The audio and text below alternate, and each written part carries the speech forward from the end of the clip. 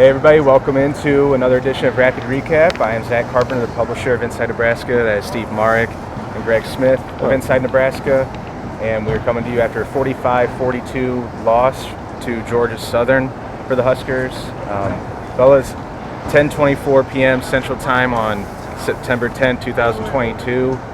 Is that the TOD, the time of death of the Scott Frost era, if we're looking at the bigger picture after this loss? Listen, I think that it would not surprise anyone if that was the end. There's a lot to unpack here. It's shocking to say that we're here at this point. If I had told you 4 years and some change ago that this is where we would be, that Nebraska would be in a game fighting for its life against Georgia Southern on its home field in a game in which the offense performed in the way that you thought that Scott Frost offenses would perform when he came in from UCF, and they still ended up losing the football game, you would say they're in a world of hurt. So yeah, it's a real possibility, and I think we have to kind of acknowledge that.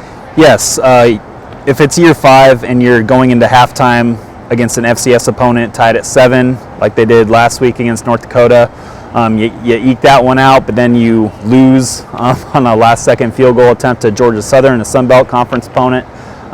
It's just kind of hard to see where the direction of this program is going right now. Actually, it's not hard to see. I think we can all kind of agree which direction this program is going. So yeah, it's not looking good for Scott Frost and his tenure at Nebraska right now. I mean, you said 4 years ago it was surprised you. I came here in the summer, and this surprises me, a 1-2 start and to struggle that much against North Dakota. I mean, I think all three of us could have seen a 2-1 start to the season. Yep. I think we all predicted 3-0. And I think so. Yeah. I predicted officially 7-5. There was 8-4 out there. That was a possibility, and now that feels completely off the table in the bigger picture of this season. But coming in, like you said, the offense, it seemed like Nebraska with Scott Frost completely revamped his offensive staff. Right. And it showed itself tonight with this explosive performance in a good way. But we can talk about the offense in a second.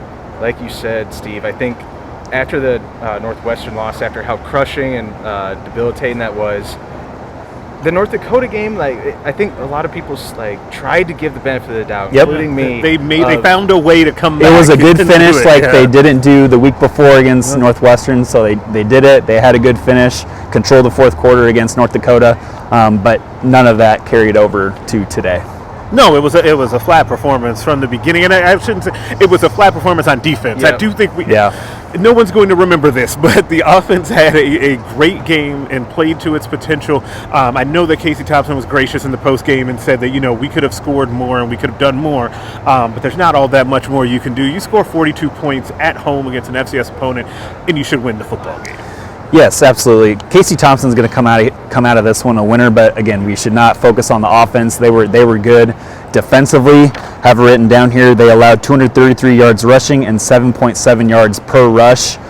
That's just not going to get it done against a team that came in wanting to throw the football, who threw it almost 50 times in their game last week against an FCS opponent in Morgan State. To come in here, those are some wide open lanes that Georgia State was rushing through. Nebraska's defensive front, Ty Robinson, Devin Drew, Stephon Wynn, Colton Feast, all those guys, unfortunately, are just not getting the job done. The linebackers behind them, Ernest Hausman, bless his heart, he's going to be a really great player, but he just looks really lost out there. Luke Reimer, a returning starting linebacker, just does not look the same like he did last year. There's just a lot of wrong going on right now with Nebraska's defense, and it showed tonight. And yeah, it could be the nail in the coffin of Scott Frost here at Nebraska. And to drive your point home even more about, especially the second level and the tackling, and you can just picture all of the missed tackles and guys diving at players, and that so much of that talk at the beginning of this week, because of Scott Frost saying that they were going with more good on good in practice, they were going to do more live tackling because they needed to get more live game speed simulated in practice. And maybe it showed just how far they had to come with that, because that's been a problem each game that they've played this season.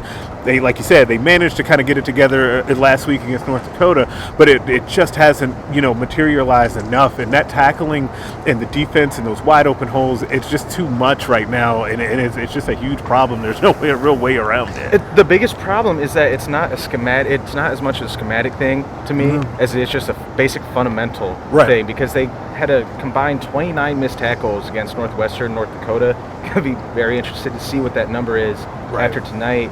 After allowing, what'd you say, 233 yards on the ground, and there were so many times where, like you said, open field, where they just either take a bad pursuit angle or over pursue or just go too fast, like trying to run into the ball carrier, and almost it's like they run past the ball carrier. And if you listen to Eric Chenander's radio show on Thursday, he talked about, or his appearance on Husker radio network, he talked about, and he's probably talked about this before, of the strategy that they deploy for tackling is we teach them to run through the offensive player instead of stomping your feet, breaking down.